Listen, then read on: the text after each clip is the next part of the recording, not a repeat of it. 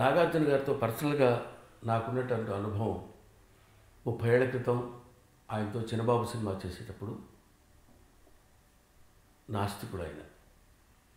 ఏముందండి దేవుళ్ళు ఇవన్నీ అని మా ఇద్దరి మధ్య డిస్కషన్స్ కూడా జరిగాయి. అటువంటిది ఆ స్థితి నుంచి ఇంకొక స్థితి, ఈ స్థితి నుంచి ఇంకొక స్థితి, ఇంకో స్థితికి వచ్చి ఇప్పుడు ఒక అద్భుతమైనటువంటి మహాభక్తుడి కింద ఆయన రూపాంతరం చెందారు.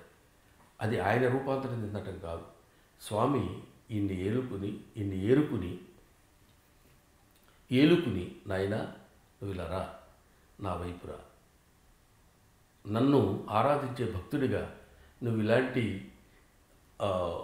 పాత్రలు చెయ్యి, నీ జీవితం చరితార్థమవుతుంది అని ఆయన్ని ఆజ్ఞాపించాడేమో, లేకపోతే ఆయన్ని అభిమానించి హక్కును చేర్చుకున్నాడేమో.